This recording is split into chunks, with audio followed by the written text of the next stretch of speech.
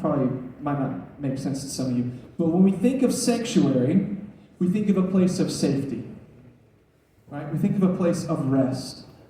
We think of a place of restoration. Right? So Jesus, like I said before, would often go to this garden. It was a place of rest for him. It was a place where he would meet with the Lord. And what we see happen in the Gospel of Luke, back to his account of this story, it says that an angel appears to Jesus and begins strengthening him. After he prayed, "Not my will, but your will, Father, be done." And so now Jesus knows, hey, I'm going to face the cross. And he's been sweating drops of blood, agonizingly waiting for what's ahead. And God sends an angel to strengthen him. So the garden served as a place of sanctuary for Jesus. And it can serve as a place of sanctuary for us.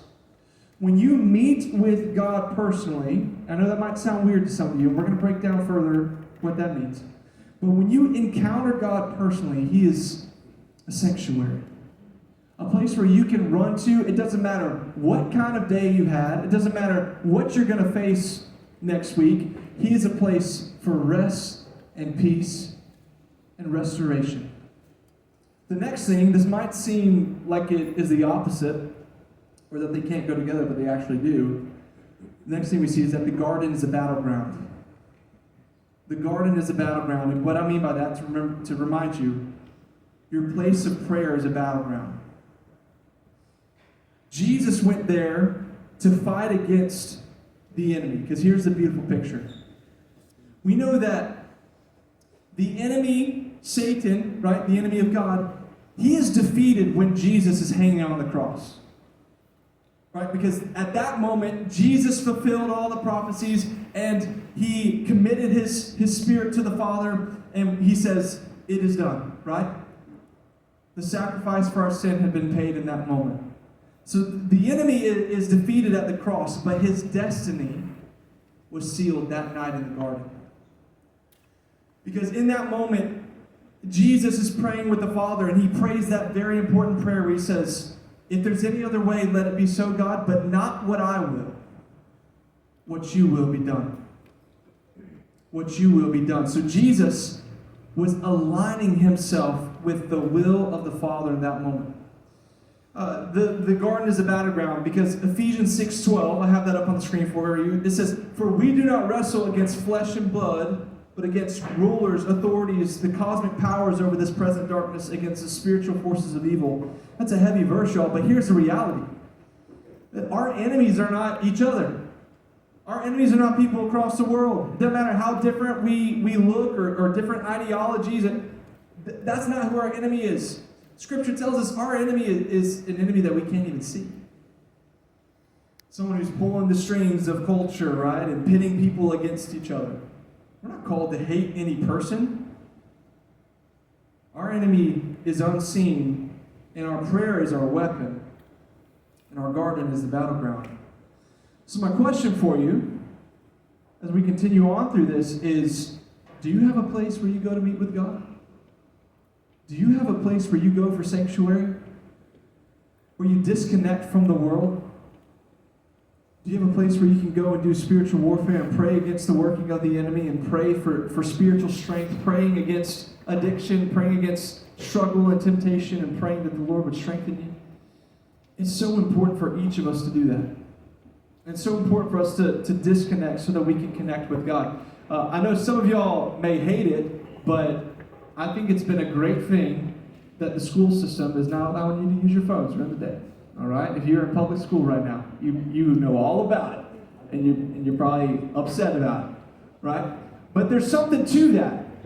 In order to take in something important, you've got to disconnect from something else. And the problem is these smartphones, as good as a tool as they can be a great distraction too, right?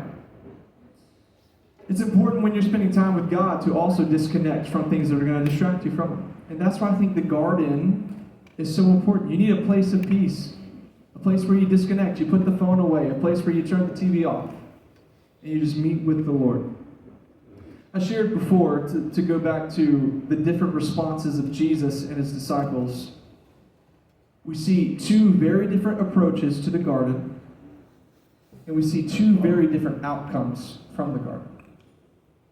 To recap, Jesus prayed faithfully in the garden, and he submitted to God's will. The disciples fell asleep in the garden, and their response was disobedience. Their response was anger, denial, betrayal. Y'all see the difference here? The point I have for you, all right, is this. Your obedience in hardship hinges upon your garden prayers. Your obedience in hardship hinges upon your garden prayers. A more practical way of understanding it is, are you walking in your own strength or in God's strength? If you're not prayed up, don't be surprised when you fall down. Right? We've got to be walking in the power of the Spirit. Not in man's strength, because I'll fail every time. Right? God has called us to so much more than to fall back into the things that He's delivered us from and given us freedom from. Our obedience to God is going to hinge upon your prayer life and you connecting with the power and the Spirit of God who's ready to meet with you. If even Jesus had to get alone, how much more do I? If even Jesus had to get alone with God to be strengthened, to be ready for what was ahead, how much more do I? Now, I think we shouldn't be quick to judge the disciples, right? It was late. If you ever tried staying up late, and specifically, them being in a quiet place and it's dark and, they're trying to pray, it'd be easy to fall asleep. But I think the reality is they didn't really understand the gravity of the situation that they found themselves in, right? I believe ultimately, even though Jesus had told them in that dinner that He was about to go and be sacrificed for them, I think they didn't truly grasp what was happening, because in that moment, surely they would have stayed awake if they knew that Jesus was about to be taken, right? But I think we can relate to the disciples in this way. I think a vast majority of the people in this room do not recognize the battle that you find yourself in. I think so many people in this room, their eyes are closed to the reality that their enemy is not the person who thinks differently than politically, right? I think so many people think in this room that people are your problems, or that it's not a big deal to walk in addiction, or to look at certain things, or to listen to certain things. Because so many of us have become tone deaf to the way the enemy likes to drive us deeper and deeper into sin. Everything that you watch, that you listen to, that you do, is leading you somewhere. All right? It's either leading you to look more like Jesus or to look more like the world. And the enemy will use things that you think are so innocent to draw you deeper in. Right? I very recently, over the last few months, just had to get rid of social media. Like I still have an account. I'll log on like once a month and make a post of my cute little daughter ministry, and I'll log back off and delete the app, right? I noticed that my mindset was wrong as I spent more and more time on social media. And I don't follow bad people, right? But it's just the reality.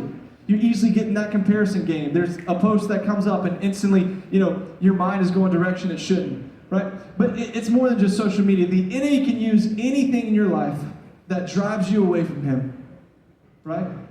We need to recognize the battle that we are in.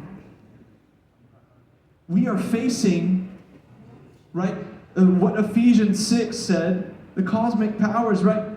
Evil forces that are trying to drive a wedge between us and our Creator God. We need to be running to Jesus. We need to be going to Him for sanctuary. We need to be going for Him to wage war against the enemy. And I'm getting ready to close here. But I have one more perspective for you to take from this story. When all of this goes down, when all of it happens, Satan thought that he was winning. Because he thought that Jesus' submission in that moment was weakness. Little did he know that that slaughtered lamb on the cross would be his undoing. When Jesus went to the cross, he defeated the enemy. Through his submission, it's so opposite. You see that? Through his submission came victory. And I think the exact same principle is true for you and for me today. Do you want to have victory over addiction? Do you want to have victory over depression? Do you want to have victory over the things that the enemy has said about you, what people have said about you, the labels that people have given you? Do you want to be able to walk in freedom and break those chains and live a spirit-filled life that brings glory to your Creator? A life that has hope and joy and peace and purpose that goes far beyond anything this world can offer? You want to know how that happens? Through daily submission to the will of God. And I think where we have gotten it all wrong in modern day Christianity is thinking, I can pray a prayer and say, okay, Jesus, you're Lord, and then I'm just going to keep living however I want to live. And that's not it. That's not it at all. We have to daily submit and say, Lord, I'm living my life with open hands. Whatever you lead me to today, that's what I'm going with.